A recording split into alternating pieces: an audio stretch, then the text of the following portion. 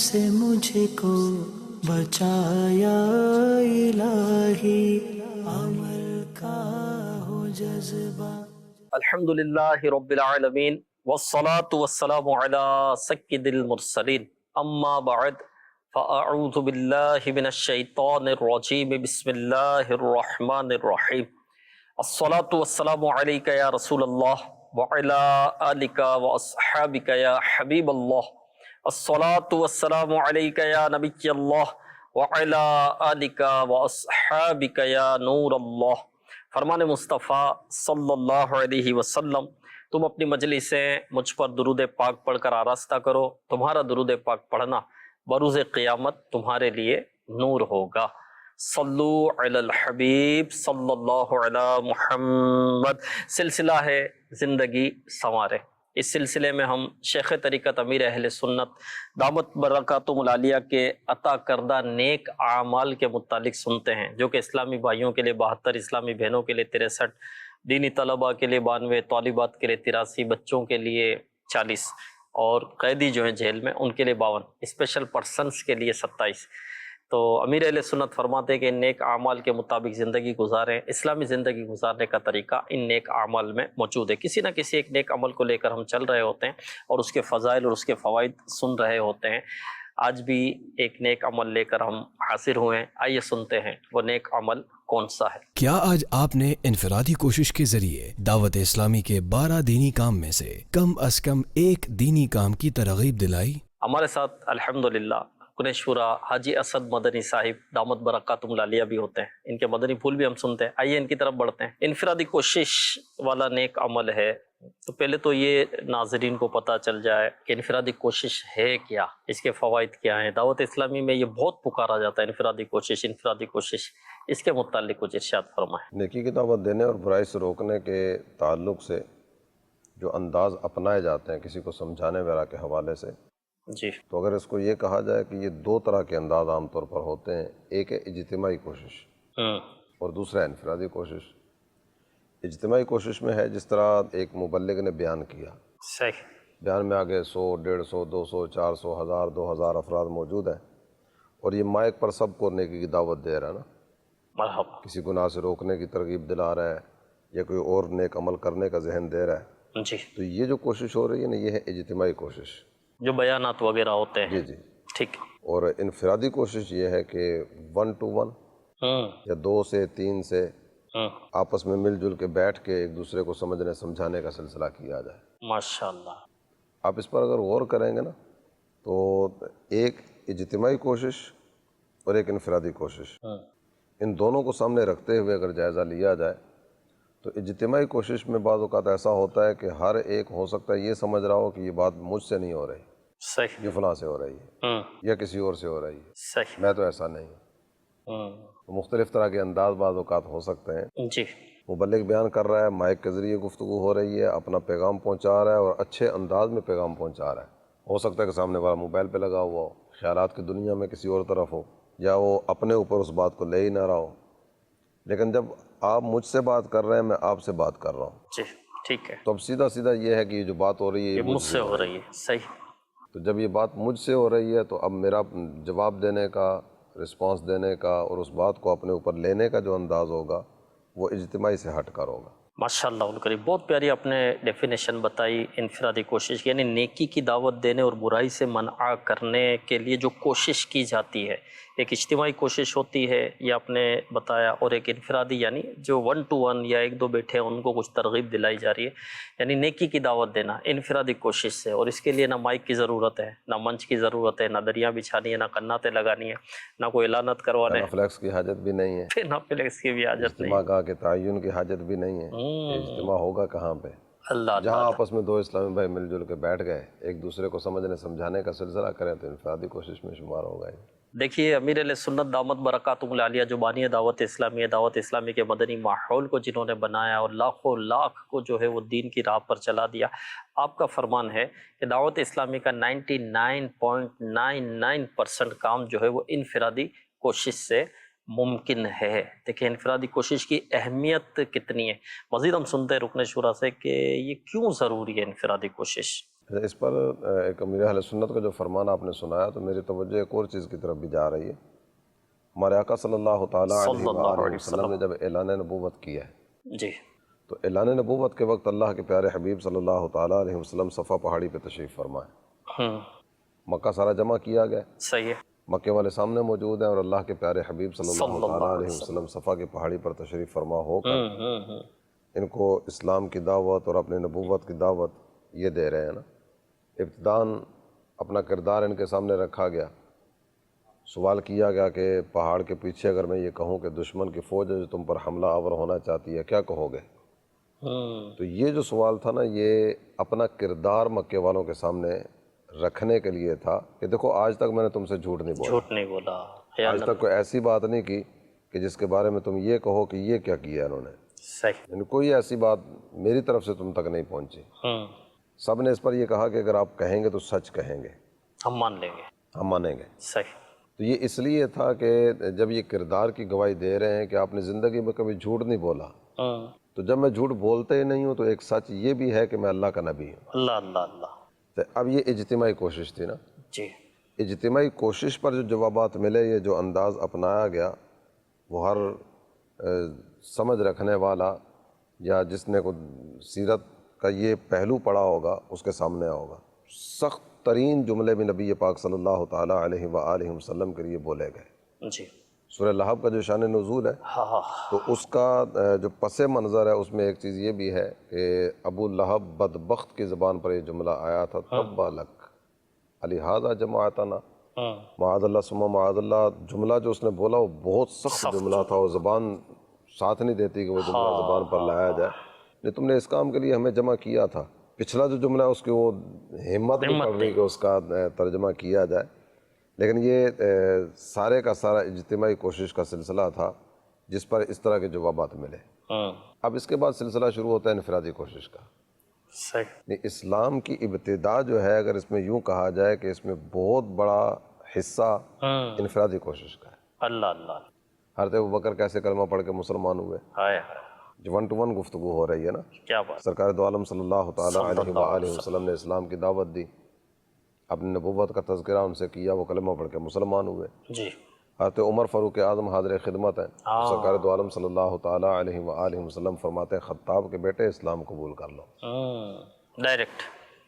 Direct یہ گفتگو کا سلسلہ ہو رہا ہے۔ جی اس کے بعد بھی اگر مکی دور کو دیکھیں، مدنی دور کو دیکھیں یا دیگر ادوار کو دیکھیں، طائف میں سرکار دو عالم صلی اللہ تعالیٰ علیہ وآلہ وسلم تشریف لے گئے، کچھ حصہ وہاں بھی اجتماعی کوشش کا نا، جی سرداران طائف سے جو گفتگو وغیرہ کا سلسلہ ہوا۔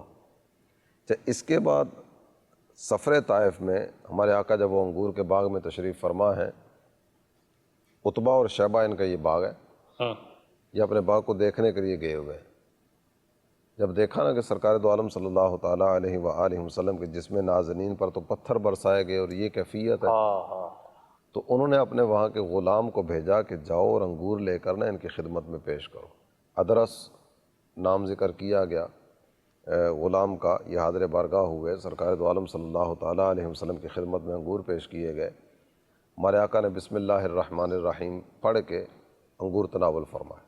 اب یہ اس کے لیے ایک نیا انداز تھا کہ یہ انہوں نے کون سا جملہ پڑھا ہے، اچھا، سوال بسم کیا اللہ گیا، الرحمن بسم اللہ الرحیم، الرحمن الرحیم پڑھ کے کھانا تناول کرنے والا سوال کیا گیا، تو آپ صلی اللہ تعالیٰ علیہ وآلہ وسلم نے گفتگو کا سلسلہ آگے بڑھایا نا، کہاں کے رہنے والے ہو؟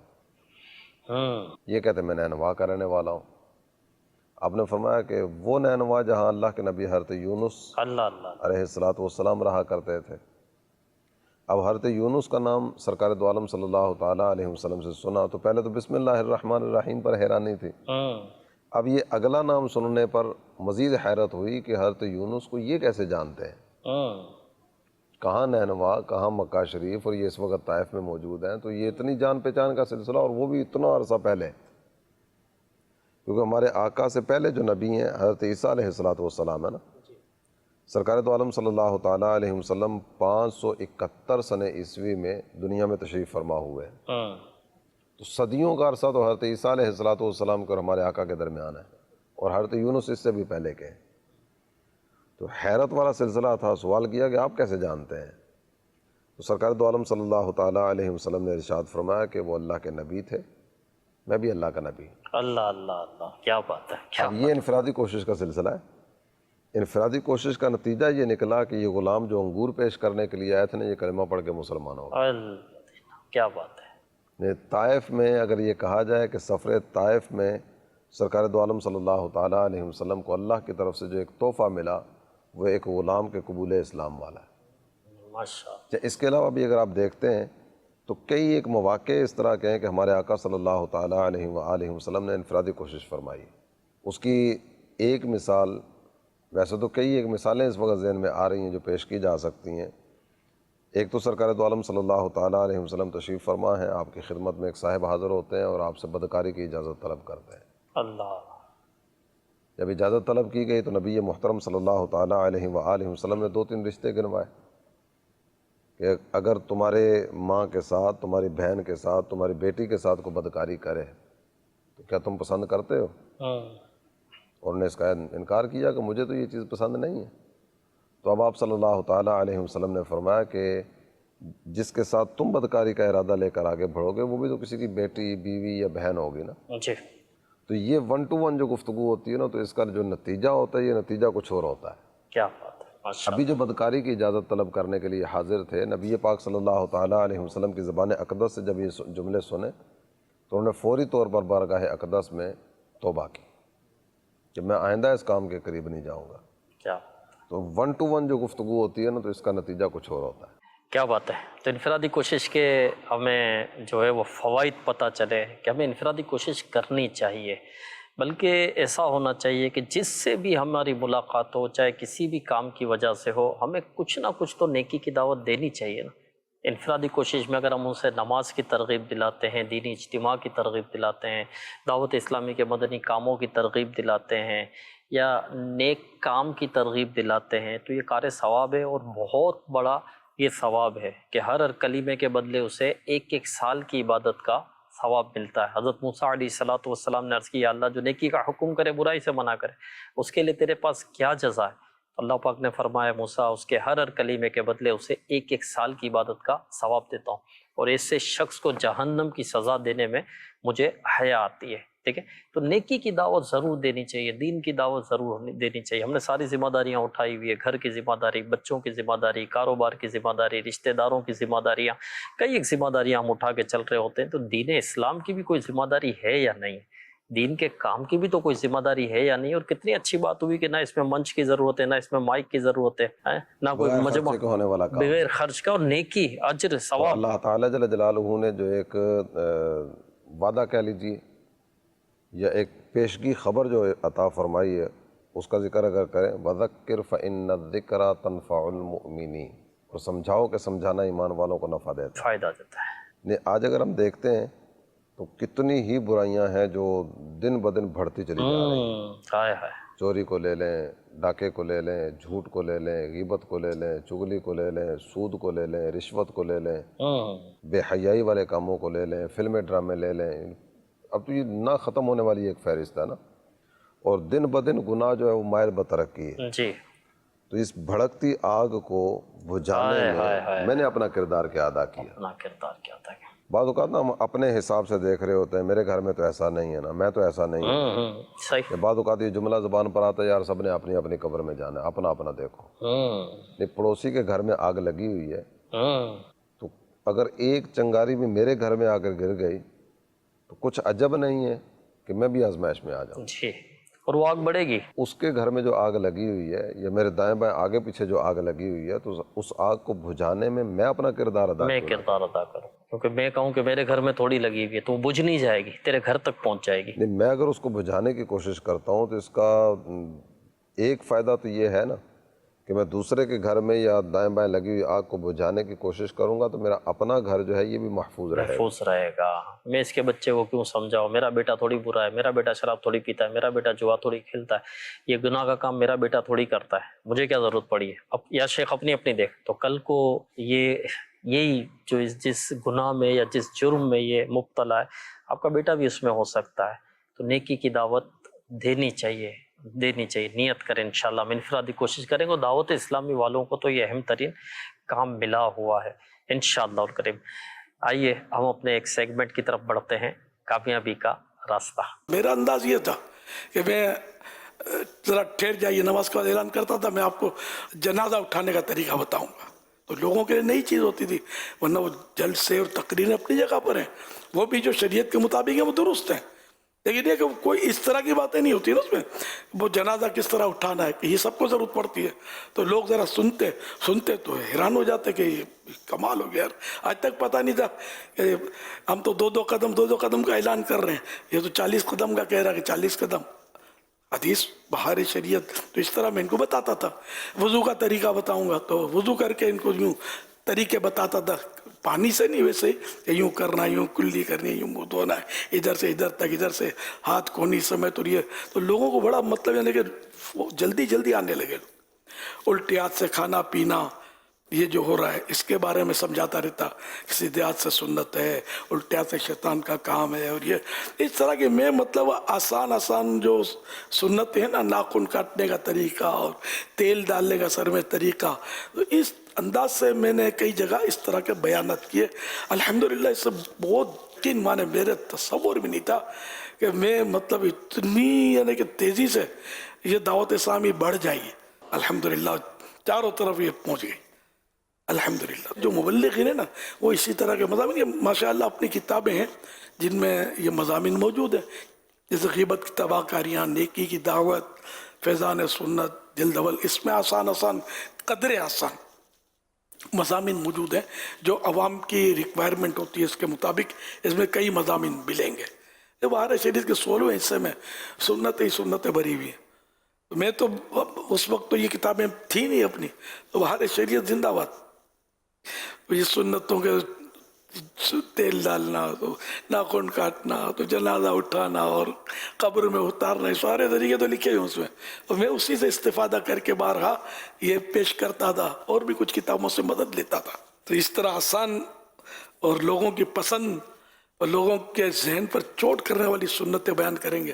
سنتیں بیان کرتا، موت، قیامت، حشر یہ بیان کرتا شروع میں جو کرتا، تو اس میں لوگ روتے تھے اور بڑا مطلب جلدی یہ توبہ کر لیتے تھے.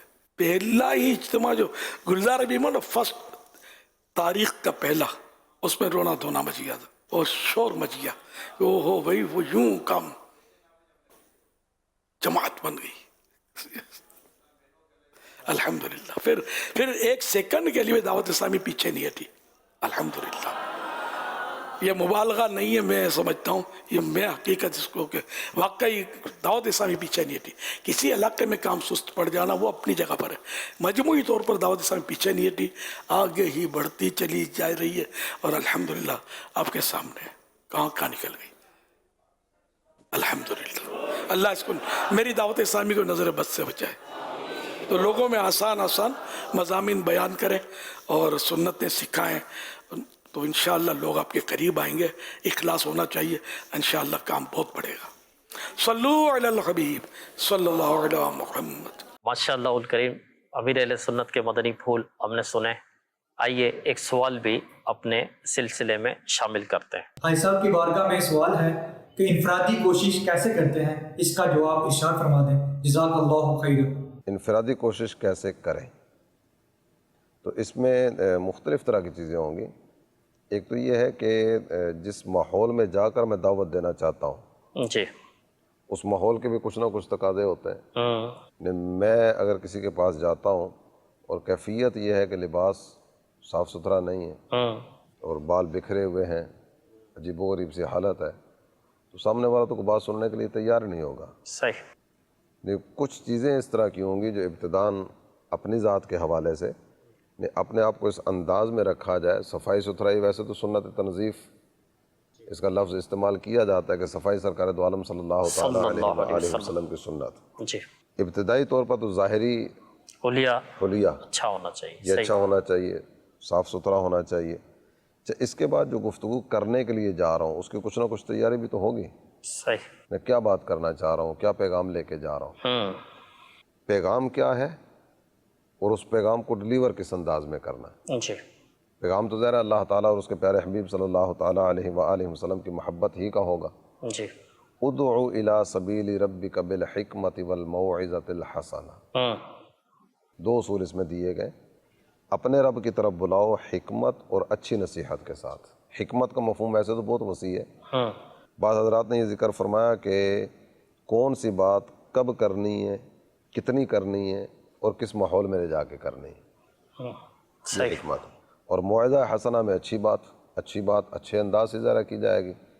تو ان سب چیزوں کو پیش نظر رکھتے ہوئے آگے بڑھیں گے تو اللہ کی رحمت سے امید ہے کہ جو بات کریں گے اس میں اثر بھی ہوگا۔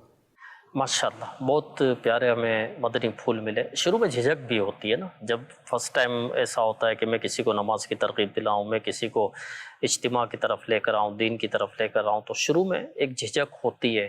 لیکن آپ کوئی بھی کام کریں تو ظاہر ہے جب وہ کام آپ نے نہیں کیا ہوتا اور فرسٹ ٹائم وہ کام کر رہے ہوتے تو جھجک ہوتی ہے۔ جیسے کوئی کمپیوٹر پر بیٹھتا ہے، سسٹم پر بیٹھتا ہے، اب اس کو ٹائپنگ نہیں آتی یا اس کو سی پی یو کو آن کرنا نہیں آتا تو وہ جھجکے گا، یہاں وہاں دیکھے گا تھوڑا، پھر کوئی آ کر بتائے گا کہ یوں نہیں یوں کریں، یہاں سے بٹن آن ہوگا۔ جب دوسری مرتبہ آ کر بیٹھے گا تو وہ جھجک اس کو ہوگی نہیں۔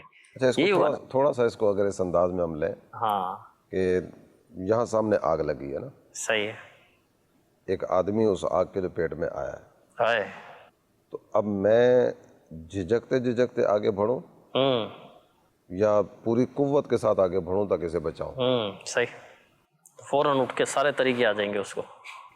ایسی کیفیت میں تو یار میں نے سیکھا نہیں ہے، پتہ نہیں بچانا چاہیے نہیں بچانا چاہیے، اب آگ لگ گئی ہے تو میں کیا کر سکتا ہوں، نہیں یار مجھے شرم آتی ہے۔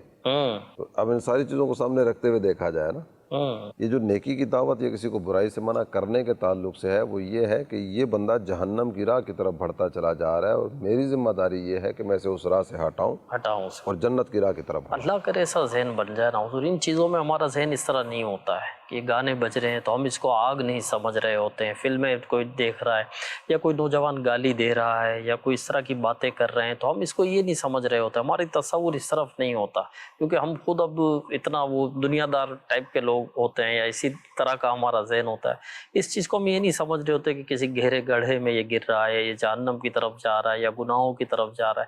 اللہ کرے ایسا ذہن بن جائے اور ایسا ذہن بنے اور پھر خود بھی بچے، بچنا بھی ہے بچانا بھی ہے۔ بچنا بھی اگر میں نے جو مثال دی نا وہ اس تناظر میں کہ آپ کی مثال 100% درست کے ہے۔ ساتھ آگے بڑھے گا اور اس کو بچانے کی یا کوئی نابینا جا رہا ہے گڑا آگے ہے، اگر بائک بھی چلا رہا ہوگا تو میرا خیال ہے وہ بائک کو شاید اسٹینڈ پر بھی نہ لگائے، گرتی ہو تو گرے اس کو پکڑ لے گا، فوری طور پر اس کو بچانا اور آگے بڑھنا ہے۔ ہاں کہ گڑے میں نہ گر جائے۔ یہاں بھی کیفیت یہی ہے۔ اب میں ہچکچاہٹ کیسے دور ہوگی، پتہ نہیں کیا ہوگا، میں یہ نہیں کر سکتا، نہیں یہ کام بڑا مشکل ہے، کیسے ہو سکے گا، اس طرح کے چکروں میں پڑنے کے بجائے آگے بڑھے اور اللہ کی رضا کے لیے بڑھتا چلا جائے۔ مجھے وہ بزرگ یاد آ صلی گئے اللہ تعالیٰ علیہ وآلہ وسلم نے ہمیں ایک منصب دیا نا، جی، وہ منصب کیا ہے؟ بلغوا عنی ولو، ولو آیا، میری طرف سے پہنچا دو اگرچہ ایک آیت ہی کیوں نہ ہو۔ تو بعض اوقات ہوتا ہے نا کہ مجھے اس سیٹ پر فلاں نے بٹھایا ہے، یہ منصب مجھے فلاں کی طرف سے ملا ہے، جی، تو یہ منصب ہمیں نیکی کی دعوت والا کہاں سے ملا ہے؟ اللہ اکبر، بارگاہ رسالت سے۔ صلی اللہ علیہ میرے آقا نے ہم سب کی ذمہ داری لگائی ہے، اس میں کوئی تخصیص نہیں کی گئی کہ فلاں کرے فلاں نہ کرے۔ بلغوا عنی ولو آیہ، میری طرف سے پہنچا دو اگرچہ ایک آیت ہی کیوں نہ ہو۔ اور اس امت کی افضلیت بھی تو یہی ہے نا کہ یہ نیکی کا حکم کریں گے، برا کنتم خیر امۃ اخرجت للناس تأمرون بالمعروف وتنہون عن المنکر۔ خیر امت کا تاج ہمارے سر پہ سجایا گیا، ہے۔ تم نیکی کی دعوت دیتے ہو اور برائی سے منع کرتے ہو، اس وجہ سے۔ دیکھیں تو کتنا عظیم منصب اس امت کو ملا ہے۔ تو کوشش کریں، گھبرائیں نہیں، جھجک ہو، درس بھی دیتے ہیں، درس فیضان سنت دیتے تھے، شروع میں ہوتی ہے یہ، لیکن جس کام میں بھی جھجک ہوتی ہے تو بندہ جب اس پر کرتا رہتا ہے نا، جیسے کسی نے بائک چلانا سیکھی ہے ابھی یا چلے کار چلانا سیکھی ہے تو وہ 120 کی اسپیڈ سے نہیں چلا لے گا، وہ آہستہ آہستہ ڈرتے ہوئے، گھبراتے ہوئے، بچتے ہوئے، جھجکتے ہوئے، لیکن وہ اس کار کو جتنی زیادہ ڈرائیو کرے گا اتنا اس کا ہاتھ جو ہے اس پر جمتا چلا جائے گا اور وہ اتنی جلدی اس کو سیکھ جائے گا، چاہ کر پیچھے نہیں ہٹے گا، پیچھے نہیں ہٹے گا۔ ذہن بنایا میں پریکٹس کروں گا ٹھیک ہو جاؤں گا، یعنی جتنی پریکٹس کرتا ہے وہی اتنا زیادہ یہاں بھی سیکھتا انداز ہے، ہونا چاہیے کہ میں نے پیچھے نہیں ہٹنا۔ پیچھے نہیں ہٹنا۔ بعض اوقات ہوتا ہے نا شرم آتی ہے میں آگے کیسے بڑھوں، ہاں، یہ کام مجھ سے نہیں ہو سکتا، بڑھے اور بڑھتا چلا جائے۔ ایک اور بھی طریقہ کار ہے، بندہ یہ بھی سوچتا ہے کہ میں بولوں گا تو کیا بولوں گا، تو الحمدللہ دعوت اسلامی کے مدنی ماحول میں انفرادی کوشش کے حوالے سے کچھ مواد دیا جاتا ہے، یاد کروایا جاتا ہے نا، کچھ اس طرح کا کہ چند ایک لائنیں وہ ہوتی ہے، بتا وہ یاد کر لیں. یعنی کسی کے پاس گئے تو ہم اللہ پاک کے گناہ گار بندے، زندگی بہت مختصر ہے، ہم موت کے قریب ہوتے جا رہے ہیں، ان قریب ہمیں اندھیری قبر میں اتار دیا جائے گا. ایک نیکی کی دعوت ہے یہ ہماری دعوت اسلامی کی. تو ہم کسی کے پاس جا کر اگر یہ یاد کر لیں نا، شروع میں یاد کر کے یہ شروع کریں، ان کو بولنا شروع کریں. اس طرح کی 3-4 اس طرح مدنی کورسز آپ کریں گے نا، تو اس میں بھی یاد کروایا جاتا ہے انفرادی کوشش کے طریقے میں. تو یہ یاد کر لیں چند ایک، تاکہ جب جائیں تو اب یہ جو یاد کیا ہوا ہے تو آپ یہی بولیں. جب یہ بولیں گے انشاءاللہ سینہ کھلے گا، جھجک دور ہوگی اور اس کی برکتیں ملے گی. اور جب نفع ملنا شروع ہوگا کہ جب ہم نیکی کی دعوت دیں گے اور کوئی ہماری دعوت سے نمازی بن جائے گا تو ہمارا سینہ اور کھلے گا، جھجک اور کہتے ہیں میں نے کوشش کی نماز پڑھنے آ گیا، میں نے کوشش کی اجتماع میں آ گیا، میں نے کوشش کی گناہ سے بچ گیا. تو جذبہ اور بڑھتا ہے اس میں. اچھا، ایک تو آپ نے الفاظ کا ذکر کیا نا کہ یہ الفاظ ہیں نیکی کی دعوت کے، یہ الفاظ ہیں کسی کو نیکی کی طرف بلانے کے، برائی سے روکنے کے. تو یہ سب اپنی جگہ پہ ہیں. مجھے کچھ بھی یاد نہیں ہے، صحیح، نہ 3 لائنیں، نہ 4 لائنیں، نہ دیگر کوئی اس طرح کی صورت، نہ میں نے کوئی کورس کیا، نہ کوئی اور سلسلہ کیا. واہ، لیکن کم از کم اتنا تو کہہ سکتا ہوں نا میرے بھائی آؤ نماز پڑھنے چاہیے. اللہ اکبر. یہ بھی نیکی کی اپنی دعوت زبان ہے. میں کہہ لیں، یہ جو بھی بھی نیکی مادری دعوت زبان ہے. ہو اس میں کہہ لیں. گانے سننا اچھا کام نہیں ہے، ہماری پتہ ہے یہ شریعت سب منع کو. کرتی ہے. اپنا سنا کریں، اس کے لیے کون سے رٹے مارنے کی حاجت ہے؟ سود و رشوت کا لین دین نہیں کرنا چاہیے. جی، ہم کیسے اللہ کی نافرمانی والا کام کر سکتے ہیں؟ اس کے لیے کون سا وہ لمبا چوڑا کو جملہ یاد کرنا پڑے گا؟ کسی کو کوئی بھی برا کام کرتے دیکھا تو پیار محبت سے سمجھا دیں، یہی نیکی کی دعوت ہے. تو یہی انفرادی کوشش ہے اگر 1 to 1 کریں گے تو. سلسلہ زندگی سنوارے میں کتنے طریقے مل رہے ہیں انفرادی کوشش کے، اس انداز سے بھی، اس انداز سے بھی، اس اینگل سے بھی، اس اینگل سے بھی. بس امت گناہوں میں پڑتی چلی جا رہی ہے. گناہوں کی بڑی نحوست ہوتی ہے. یہ سیلاب، یہ زلزلے، یہ بیماریاں، یہ وبائیں، یہ تنگ دستیاں، یہ بے روزگاریاں، یہ جھگڑے، یہ فتنے، یہ ہمارے گناہوں کی نحوست تو نہیں ہے کہیں. بالکل گناہوں کی نحوست ہوتی ہے. نیکی کی دعوت، نیکی کی دعوت، نیکی کی دعوت. انشاءاللہ نیت کریں کہ ہم اس نیک عمل پر عمل کریں. نیک عمل کی برکت کتنی ہے، جہاں اس میں نماز ہے، جہاں اس میں اوراد ہے، جہاں اس میں وظائف ہیں، جہاں پہلی صف ہے، جہاں سنتیں ہیں. وہیں دیکھیں امت کو بچانے کے لیے نیکی کی دعوت والا بھی نیک عمل ہے. تو انفرادی کوشش ہمیں کرنی چاہیے. آئیے ایک اور سوال کی طرف ہم بڑھتے ہیں. حاج صاحب کی بارگاہ میں سوال یہ ہے کہ ہم عوام الناس میں انفرادی کوشش کرتے ہی رہتے ہیں، خواص میں کیسے کی جائے؟ جواب ارشاد فرما دیں، جزاک اللہ خیرہ. جی، یہ سوال ہوا ہے کہ عوام میں تو انفرادی کوشش ہو جاتی ہے، عام لوگوں میں. اب خواص سے مراد یہاں پر مالدار لوگ ہوں گے، بزنس مین ہوں گے، یا کوئی دنیاوی طور پر کوئی بڑے بڑے عہدوں والے لوگ ہوں گے. کچھ ہماری گفتگو پہلے چل رہی تھی ہچکچاہٹ کے تعلق سے، تو وہ بھی اس میں آ جائے گا. اور خاص لوگوں سے جو آپ نے ذکر کیا وہ بھی اس میں آ جائے گا. حضرت سیدنا صدیق اکبر رضی اللہ عنہ، آپ نے کلمہ پڑھا، مسلمان ہوئے. اللہ اللہ. کہ جس دن آپ نے کلمہ پڑھا اور مسلمان ہوئے ہیں نا، اسی دن آپ نے اسلام کی دعوت کا سلسلہ شروع کر دیا. اللہ اللہ اللہ. ادھر کلمہ پڑھا، جو اپنے لیے پسند کروں وہ دوسروں کے لیے پسند کیوں نہ کروں. کیا بات ہے. جب میں اپنے لیے اسلام کو پسند کر چکا، اپنے لیے اسلام کو پسند کرنے کے بعد میں آگے بڑھوں گا اور دیگر کو بھی اسلام کی دعوت دوں گا. ماشاءاللہ. اس پر حضرت سیدنا صدیق اکبر رضی اللہ عنہ کی انفرادی کوشش سے جو شخصیات کلمہ پڑھ کے مسلمان ہوئی ہیں، یہ پہلے دن کی بات ہو رہی ہے. پہلے ہی دن. ان میں حضرت سیدنا عثمان غنی رضی اللہ اللہ عنہ، اللہ اللہ اللہ. حضرت سعد بن ابی وقاص رضی اللہ عنہ، واہ. جناب طلحہ، حضرت سیدنا عبد الرحمن ابن عوف، عشرہ مبشرہ میں سے بھی تھے یہ. حضرت سیدنا زبیر بن عوام. یہ شخصیات صدیق اکبر کی انفرادی کوشش کا نتیجہ ہے. واہ.